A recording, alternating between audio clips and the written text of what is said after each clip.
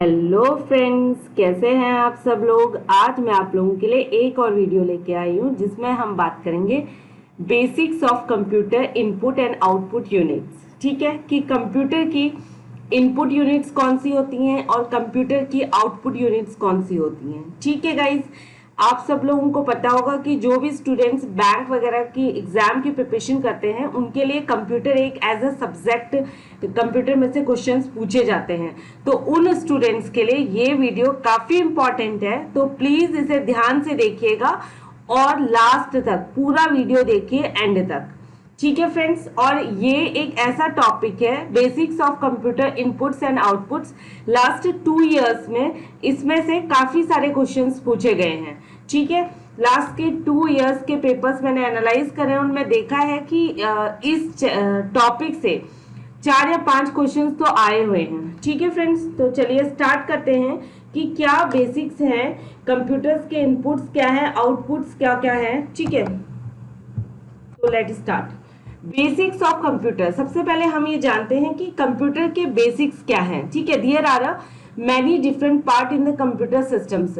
ठीक है, computer systems के अंदर यानी कि कंप्यूटर एक सिस्टम का नाम है। ठीक है, एक पर्टिकुलर सिस्टम्स को कंप्यूटर कह दिया गया है, उसके काफी सारे पार्ट्स होते हैं। ठीक है, तो बेसिकली इन पार्ट्स को 3 भागों में डिवाइड किया गया है, that is called the input unit, output unit and central processing unit. Input unit यानी कि जो भी डाटा आप कंप्यूटर के अंदर डालते हैं, हमें इनपुट यूनिट में वो चीजें आएंगी स्पेशली जिनके जरिए आप डेटा को इंटर करते हो कंप्यूटर में। एंड आउटपुट यूनिट वो चीज है जिसके जरिए, जैसे इनपुट यूनिट से आपने डेटा को इंटर किया, देन वो डेटा प्रोसेस होके किस प्रोडक्ट से या किस चीज से बाहर निकल करके आया। Just like as a output unit का एग्जांपल मैं बोल सकती हूँ कि प्रिंटर है। इनपुट अगर यूनिट की मैं बात करूं, for example is a keyboard. ठीक है, कीबोर्ड से आपने डेटा को एंटर किया, देन आउटपुट यूनिट यानी कि जो भी चीज आपने फेड करी वो एक प्रोसेस हो करके, ठीक है, एज अ प्रिंटर आउटपुट होकर के वो बाहर निकल गई। ठीक है, and central processing unit in short is a CPU. CPU जिसे कंप्यूटर का ब्रेन कहा जाता है, कंप्यूटर का दिमाग है ये। ठीक है, इसमें मेमोरी स्टोर होती है, यानी कि आप जो भी डेटा बना रहे हैं, ठीक है, वो आपके कंप्यूटर में यानी कि आपके मॉनिटर में स्टोर हो जाता है। वो जाके कहाँ स्टोर होता है? सीपीयू में। ठीक है फ्रेंड्स, देखिए ग्राफ के जरिए थोड़ा सा समझने की कोशिश करते हैं। CPU, this one is the CPU. CPU देखिए ये है कीबोर्ड, ये है आपका इनपुट यूनिट यानी कि कीबोर्ड, जहां से आप इंफॉर्मेशन को टाइप करते हैं। इसमें न्यूमेरिकल नंबर्स होते हैं, अल्फाबेट होते हैं, जिसके जरिए आप टाइप कर करके इंटर करते हैं अपनी इंफॉर्मेशन को। माउस, ये भी इनपुट यूनिट है। ठीक है, और बाकी की जो दूसरी इनपुट यूनिट्स हैं, ठीक है, इनसे क्या होता है कि देखिए इनसे डेटा जाता है कहाँ? आपके सीपीयू में। ठीक है, आपके कंप्यूटर में जाता है और मेमोरी में जाकर के सेव हो जाता है। मेमोरीज भी 2 टाइप की होती हैं। ठीक है, पहली होती है प्राइमरी मेमोरी और जो होती है सेकेंडरी मेमोरी। प्राइमरी मेमोरी जिसको बोला जाता है इंटरनल मेमोरी, और सेकेंडरी मेमोरी जिसको हम बोलते हैं एक्सटर्नल मेमोरी। यानी कि आप मेमोरी स्टोर कर सकते हैं like a hard disk. Secondary memory इसलिए बोला जाता है, एक्सटर्नल मेमोरी इसलिए बोला जाता है क्योंकि उसमें हम हार्ड डिस्क यूज कर सकते हैं, पेन ड्राइव यूज कर सकते हो आप, डीवीडी होती है, सीडी होती है, जिसमें आप अपने डेटा को सेव कर सकते हो। ठीक है, तो इसमें क्या होता है कि जब इनपुट से आपका डेटा जाता है और ये डेटा मेमोरी में जाता है, वहां से इंफॉर्मेशन बन करके सीपीयू में जाकर के सीपीयू में आपका एज अ मेमोरी स्टोर हो जाता है, और वहां से ये इंफॉर्मेशन बन करके एज अ आउटपुट यानी कि मॉनिटर के जरिए बाहर, मॉनिटर के जरिए आपको डिस्प्ले कर देगा। ठीक है, या प्रिंटर के जरिए आप प्रिंट आउट निकाल सकते हैं, या आपका कोई ऑडियो मैसेज है तो स्पीकर के जरिए वो लोगों तक पहुंच सकता है। ठीक है, तो ये एक प्रोसेस है। बेसिकली अगर हम देखें तो कंप्यूटर 3 पार्ट्स में डिवाइडेड है, the input unit, output unit and central processing unit. ठीक है, चलिए आगे बढ़ते हैं। अब हम डिटेल में जानते हैं इनपुट यूनिट में क्या क्या चीजें आती है। ठीक है, द इनपुट डिवाइस और input unit of the computer system is used for feeding the data and instruction to the computer. ठीक है, जो भी इनपुट डिवाइस है, इनपुट यूनिट्स है, ठीक है, कंप्यूटर सिस्टम्स की, वो बेसिकली यूज होती हैं कि डाटा को फीड करना, यानी कि डाटा को उसके अंदर डालना, और ये क्या करती हैं कि इंस्ट्रक्शन देती हैं कंप्यूटर को कि उसको क्या करना है उस डेटा के साथ, ठीक है।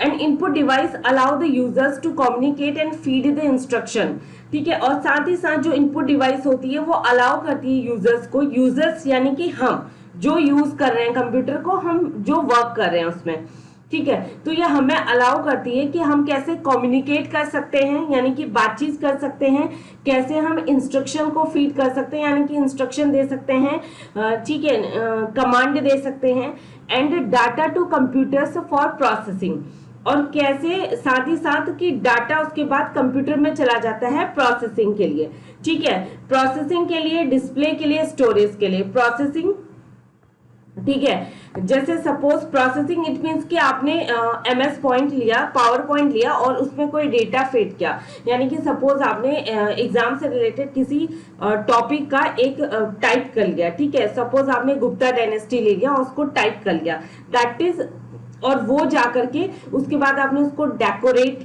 टाइप किया, इनपुट कीबोर्ड के जरिए उसको टाइप किया पूरा, और उसके बाद उसको डेकोरेट कर लिया, ठीक है। और वो चीज इनपुट करने के बाद वो चीज आपकी स्क्रीन पे डिस्प्ले हो रही है कि आपने ये चीज इसके अंदर ऐड करी है, ठीक है। उसके बाद वो डिस्प्ले हो गया, उसके बाद वो क्या हो जाएगा, स्टोरेज में चला जाएगा, यानी कि सेव करोगे आप, ठीक है। देन ट्रांसमिशन, स्टोरेज एंड और ट्रांसमिशन, ठीक है। कीबोर्ड, तो ये इनपुट यूनिट में आपका आता है कीबोर्ड, जो कि अलाउ करता है यूजर्स को कि वो इनपुट कर सकते हैं अल्फा न्यूमरिक डेटास को और कमांड को, ठीक है। जो भी अल्फा न्यूमरिक, यानी कि मैंने बोला कि आपकी कीबोर्ड पे अल्फाबेट्स होते हैं, नंबर्स होते हैं और कमांड होती है, तो आप अपने अकॉर्डिंग उसको यूज कर सकते हो। And pointing device and game controller allow the users to direct the application software and interact with the graphical users interface, ठीक है। और जो पॉइंटिंग डिवाइस होते हैं, गेम कंट्रोलर होते हैं, वो यूजर्स को अलाउ करते हैं कि वो डायरेक्ट कर सकते हैं एप्लीकेशन सॉफ्टवेयर्स को, application software like MS Microsoft office, ठीक है। ये क्या आपका एप्लीकेशन सॉफ्टवेयर है, ठीक है, जिसमें आप वर्क करते हैं। और जो हम एक कंप्यूटर लेते हैं, जब परचेस करते हैं तो उसके बाद हम उसको डालते हैं उसमें, ताकि तो वो हमें काम करने में हमारी हेल्प कर सके, यानी कि हमें डायरेक्शन दे सके, ठीक है, इजीली हम अपना वर्क कर सके, ठीक है। थर्ड है ऑडियो एंड वीडियो डिवाइस, ठीक है। Allow the user to capture the sound and image, ये अलाउ करते हैं यूजर को कि कैसे आपको अपनी साउंड और इमेज को कैप्चर करना है। जस्ट फॉर एग्जांपल, जैसे मैं वीडियो रिकॉर्ड कर रही हूँ, ठीक है, तो ये मुझे अलाउ कर रहा है कि मैं अपनी वॉइस इस वीडियो में रिकॉर्ड कर रही हूँ, ठीक है। तो ये भी क्या है, एक तरह का इनपुट यूनिट है कि मैं अभी इसमें ये पॉइंट पढ़ रही हूँ, इसको डिस्क्राइब कर रही हूँ आप लोगों को, तो that is also input unit, ठीक है, कि मैं इसमें इनपुट डाल रही हूँ। चलिए आगे बढ़ते हैं। देखिए इनपुट डिवाइस ऑफ कंप्यूटर में क्या क्या चीजें आती हैं। कैमरा, जो कि एक इनपुट डिवाइस ऑफ कंप्यूटर है, बिकॉज कैमरे से आप फोटोज खींचते हैं, ठीक है, बहुत सारी पिक्चर्स खींचते हैं और जाके स्टोर हो जाती हैं। स्कैनर, यानी कि ये भी इनपुट डिवाइस है स्कैनर, क्योंकि स्कैनर से आप बहुत सारी चीजें स्कैन करते हैं। माइक्रोफोन, ठीक है, जिससे आप अपनी वॉइस को, ठीक है, इसमें बात करके आप रिकॉर्ड कर सकते हैं। जॉयस्टिक, ठीक है, आप यहाँ से कमांड्स देते हैं। टच स्क्रीन, ठीक है, आप कमांड दे रहे हैं, टच स्क्रीन। कीबोर्ड, ठीक है, this one is a keyboard. Mouse, that is a input unit. और वेबकैम, यानी कि आप देख सकते हैं, ठीक है, एक दूसरे को। एंड ट्रैक बॉल, ठीक है, ये सारी चीजें जो है इनपुट डिवाइस है। एंड गाइस याद कर लीजिएगा इनपुट डिवाइस क्या होती है कंप्यूटर की और आउटपुट डिवाइस क्या होती है, बिकॉज इनपुट और आउटपुट डिवाइस से भी क्वेश्चंस आते हैं, ठीक है। आगे बढ़ते हैं। अब क्या है आउटपुट यूनिट। आउटपुट यूनिट में क्या है, एन आउटपुट डिवाइस और output unit is used to send the data from computer to the another device और यूजर्स, ठीक है। आउटपुट डिवाइस वो डिवाइस होती हैं, वो यूनिट्स होती हैं जो कि यूज्ड की जाती हैं कि हमने सपोज इनपुट के जरिए जो डेटा हमने कंप्यूटर में डाल दिया है, तो कंप्यूटर से वो डेटा दूसरे डिवाइस तक पहुंचाना और या यूजर तक, कि यूजर्स के काम आ सके या दूसरे डिवाइस में हम डाल रहे हैं, तो उसके लिए हमें आउटपुट यूनिट की जरूरत पड़ती है। ठीक है, जैसे कि display device is an output device. Display यानी कि आपका मॉनिटर। ठीक है, जो भी डेटा आपने डाला उसके बाद उसने आपको उसका आउटपुट मिला, यानी कि डिस्प्ले हुआ कि आपने ये इसमें ऐड किया। ठीक है, that visually convey the text, जो कि विजुअली कन्वे करता है आपके टेक्स्ट को, ग्राफिक्स को और वीडियो इंफॉर्मेशन को। ठीक है, एग्जाम्पल क्या क्या है आउटपुट डिवाइस के, वो है monitor, projector, speaker, headphone and printers.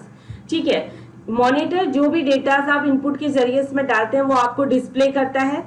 Then speaker यानी कि आप जो भी रिकॉर्ड करते हैं साउंड, ठीक है, आपको ये जैसे सपोज मैंने अभी ये वीडियो रिकॉर्ड किया, देन उसके बाद मैं स्पीकर में लगा के अगर वीडियो ऑन करूंगी तो मेरी वॉइस बाहर तक आएगी, यानी कि स्पीकर उस वॉइस को आपके कंप्यूटर से निकाल के एज अ आउटपुट यूनिट मुझे दे रहा है, कन्वे कर रहा है, यानी कि यूजर मैं हूं तो मुझे प्रोवाइड कर रहा है।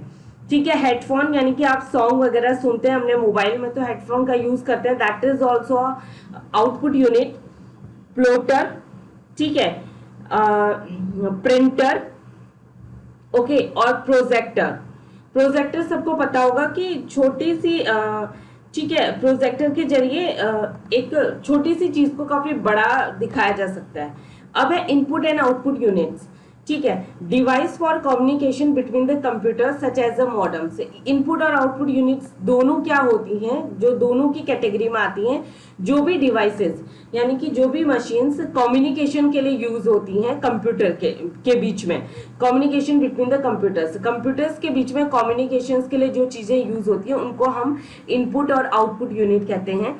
जैसे कि मॉडेम नेटवर्क कार्ड, मॉडेम यानी कि हम इंटरनेट कनेक्ट करते हैं, राइट। मॉडेम हर किसी के पास होगा, किसी के पास एयरटेल, वोडाफोन, ठीक है, उन चीजों का मॉडेम होगा तो उससे हम इंटरनेट कनेक्ट करते हैं। नेटवर्क कार्ड होते हैं, ठीक है, तो ये चीजें इनपुट और आउटपुट में आती हैं, डिवाइस में आती है। साथ ही साथ एक पॉपुलर एग्जांपल है टच स्क्रीन का।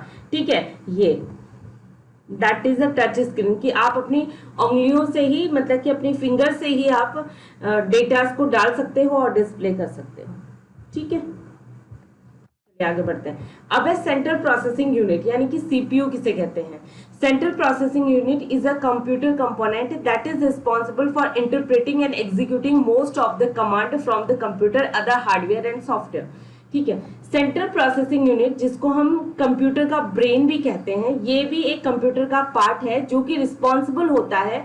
ठीक है, इसकी जिम्मेदारी ये होती है कि कैसे ये इंटरप्रेट करेगा, एग्जीक्यूट करेगा, यानी कि चेक करेगा सारी कमांड्स को जो भी एक यूजर्स दे रहा है इनपुट के जरिए। ठीक है, कमांड्स फ्रॉम द कंप्यूटर से जो कमांड्स इसे मिल रही है उन सारी कमांड्स को ये एग्जीक्यूट करता है। ठीक है, चाहे तो दूसरे सॉफ्टवेयर से या हार्डवेयर से, एंड इसीलिए इसको बोला जाता है कंप्यूटर का brain. A CPU is further categorized into the following part for a simple and basic understanding. ठीक है, और CPU को कैटेगराइज किया गया है ताकि तो हम इजीली उसके फंक्शंस को समझ सकें। ठीक है, 3 पार्ट्स में, the arithmetic, logic unit, control unit and memory unit, यानी कि CPU के 3 पार्ट्स होते हैं guys, arithmetic, logic unit, control unit और मेमोरी यूनिट। ठीक है, फॉर एग्जाम्पल देखिए, ये है ये डेटा, ठीक है, इनपुट के जरिए हमने डाला। मैंने आपको बताया था स्टार्टिंग में, जो स्टोरेज यूनिट यानी कि storage, primary storage and secondary storage. Primary storage जो कि इंटरनल स्टोरेज होता है, एंड सेकेंडरी यानी कि आपका हार्ड डिस्क हो गई, आपका डीवीडी, सीडी, ठीक है, पेन ड्राइव में आप यूज करें, ये सारी चीजें। And control unit, this is the control unit, ठीक है, जो कि आपकी सारी कमांड्स को कंट्रोल करती है। अर्थमेटिक एंड लॉजिकल यूनिट्स, यानी कि जो न्यूमेरिकल, ठीक है, जो अर्थमेटिक चीजें आप कीबोर्ड से एंटर करते हैं वो सारी चीजें इससे रिलेटेड हैं, अर्थमेटिकल और लॉजिकल यूनिट्स। तो ये आपका सेंट्रल प्रोसेसिंग हो रहा है। ठीक है, उसके बाद ये data flow and control flow, ठीक है, और उसके बाद ये आउटपुट निकल के आया, यानी कि इंफॉर्मेशन निकल के आई। इतना सारा कार्यक्रम होने के बाद ये इंफॉर्मेशन आई। ठीक है, अब है अर्थमेटिक लॉजिक यूनिट, मैंने आपको बताया था arithmetic logic unit and control unit, और third one is a memory unit. ठीक है, तो सबसे पहले जानते हैं अर्थमेटिक लॉजिक यूनिट क्या होती है। The ALU electronic circuit used to carry out the arithmetic operation. ठीक है, तो ये जो अर्थमेटिक लॉजिक यूनिट होती है ये एक इलेक्ट्रॉनिक सर्किट है जिसको कि हम यूज करते हैं कि कैसे हमें कैरी आउट करना है अर्थमेटिक ऑपरेशन, जैसे कि एडिशन हो गया, subtraction, multiplication and division. Addition यानी कि प्लस, सब्सट्रैक्शन यानी कि माइनस, ठीक है, मल्टीप्लीकेशन यानी कि गुणा करना, और डिवीजन यानी कि भागा, यानी कि जोड़ना, घटाना, गुणा करना और भागा करना। ये सारी चीजें कंट्रोल होती हैं अर्थमेटिक लॉजिक यूनिट, ये हमें इन सब चीजों को प्रोवाइड करवाता है। ठीक है, इसके जरिए ही हम अपने कंप्यूटर में इन चीजों को अर्थमेटिक लॉजिक यूनिट के थ्रू ही, उसकी मदद से ही, उसके ऑपरेशन से ही, इस तरह के ऑपरेशन से हमें प्रोवाइड करवाता है कि हम जोड़ कैसे सकते हैं, गुणा कैसे कर सकते हैं, घटा कैसे सकते हैं, और डिवीजन यानी कि भाग कैसे कर सकते हैं। This unit carried out a logical operation like a greater. और लॉजिकल ऑपरेशंस की अगर बात करें तो ग्रेटर देन यानी कि बड़ा, लेस देन यानी कि छोटा, इक्वल यानी कि बराबर, ये सारी चीजें भी अर्थमेटिक लॉजिक यूनिट के अंदर आती हैं। It perform the operation on the data provided by the input device. ये परफॉर्म करता है ऑपरेशंस को उस डाटा में जो कि इनपुट डिवाइस के द्वारा इसे दिया जाता है। ठीक है, अर्थमेटिक लॉजिक यूनिट यानी कि ये देखिए मेमोरी एंड जो कि control unit and arithmetic logic unit. ठीक है, और ये इनपुट से जा रहा है and then arithmetic logic ALU से फिर वापस आउटपुट आ रहा है। ठीक है, अब है control unit. The control unit coordinate the activities of all other units in the systems. Control unit का मतलब क्या है कि ये कोऑर्डिनेट कर रही है। ठीक है, यानी कि मेल जोल बना के रख रही है। कोऑर्डिनेशन यानी कि मेल जोल रखना। ठीक है, सारी एक्टिविटीज को एक साथ मिला जुला के रख रही है दूसरी यूनिट्स के साथ सिस्टम में। ठीक है, इसका काम ही यही है। कंट्रोल यूनिट का काम क्या है कि कैसे हमें जो भी दूसरी एक्टिविटीज हैं, जो भी अदर एक्टिविटीज हो रही है सिस्टम के अंदर, उन सब के बीच में एक कोऑर्डिनेशन बनाना, उनको कंट्रोल करके रखना। ठीक है, it's a main function are to control and transfer of data and information between the various units. इसका मेन फंक्शन यही होता है कि कैसे कंट्रोल करना है, कैसे ट्रांसफर करना है डाटास को, जो भी डाटा हमने फीड किया है, इंफॉर्मेशन को। ठीक है, वेरियस यूनिट्स, काफी सारी यूनिट्स के बीच में, और इनिशिएट करना एक एप्रोप्रिएट एक्शंस को। ठीक है, साथ ही साथ कि एक जरूरी एक्शन जो एप्रोप्रिएट सही एक्शंस हो, ठीक है, उसको भी इनिशिएट करना अर्थमेटिक लॉजिक यूनिट के द्वारा। ठीक है, conceptually the control unit फेचेस the instruction from the memory. अगर हम कंसेप्ट वाइज जाएं तो हम ये कह सकते हैं कि जो कंट्रोल यूनिट होती है ये क्या करती है कि फेच करती है इंस्ट्रक्शंस को, यानी कि देती है, लेती है इंस्ट्रक्शंस को मेमोरी से। ठीक है, और उसके मेमोरी से इंस्ट्रक्शन लेती है और उसके बाद उसको डिकोड करती है। यानी कि सपोज कोई डेटा हमने डाला, ठीक है, तो उस डेटा को, वो डेटा जाएगा मेमोरी में, और मेमोरी कंट्रोल यूनिट को इंस्ट्रक्शन देगी कि इस डेटा को डिकोड करो। ठीक है, और डायरेक्ट करना, और उसके बाद डायरेक्ट करना to the various unit to perform the specified task. ठीक है, अभी मैंने आपको बताया कि कोई डेटा हमने इनपुट से एंटर किया कंप्यूटर के अंदर, ठीक है, वो जाके मेमोरी में गया, मेमोरी यानी कि CPU में ये सारी चीजें हैं, तो मेमोरी में गया, मेमोरी ने जा करके कंट्रोल यूनिट को कमांड दी कि इस डेटा को डिकोड करो, और साथ ही साथ डायरेक्ट करो वेरियस यूनिट्स को, जो दूसरी यूनिट्स हैं उनको बताओ कि उन्हें कैसे इस टास्क को परफॉर्म करना है। एक तरह का डायरेक्शन देना, कंट्रोल करना कि किसको कहाँ कहाँ जाके कैसे कैसे वर्क करना है। फॉर कंट्रोल यूनिट, ये देखिए, decode the instruction into the command, जो भी ALU से कमांड आती है उनको डिकोड करना। पहला स्टेप ये देखिए, fetch the instruction the memory. पहला स्टेप इसका क्या है कि कैसे फेच करना, ये मेन मेमोरी है, ठीक है, इससे जो इंस्ट्रक्शंस दिए गए ALU को, यानी कि अर्थमेटिक लॉजिक यूनिट को जो दिए गए, उसे फेच करना इंस्ट्रक्शन और मेमोरीज को। दूसरा स्टेप इसका क्या है, डिकोड करना इंस्ट्रक्शंस को और कमांड देना। एंड तीसरा स्टेप, एग्जीक्यूट करना कमांड को, यानी कि ये देखना कि उसकी कमांड ठीक से गई है या नहीं है, उसे चेक करना कहीं रॉन्ग कमांड तो नहीं गई है। ठीक है, उसके बाद क्या होता है कि कंट्रोल यूनिट क्या करती है, step 4, to store the instruction in a memory. दोबारा से उन इंस्ट्रक्शंस को, यानी कि उन जो भी इंस्ट्रक्शंस उसे मिले हैं उसे स्टोर कर देना मेमोरीज में। Last is the memory unit, ठीक है। The memory unit is also called a primary memory, ठीक है। मेमोरी यूनिट को कहा जाता है primary memory. Used to store the data temporary. Primary memory यानी कि जो इंटरनल मेमोरी होती है जिसमें जो डेटा सेव होते हैं वो टेम्परेरी, अस्थायी तौर पर होते हैं, स्थायी तौर पर नहीं होते हैं, ठीक है। All through the CPU is the brain behind all the operation in the computer. हम ये कह सकते हैं कि जो सेंट्रल प्रोसेसिंग यूनिट है वो ही ब्रेन है कंप्यूटर का, ठीक है। जितने भी ऑपरेशंस होते हैं कंप्यूटर्स के उनके पीछे सीपीयू का हाथ होता है, ठीक है। It needs to be supplied with the data to be processed and the instruction to tell it what to do.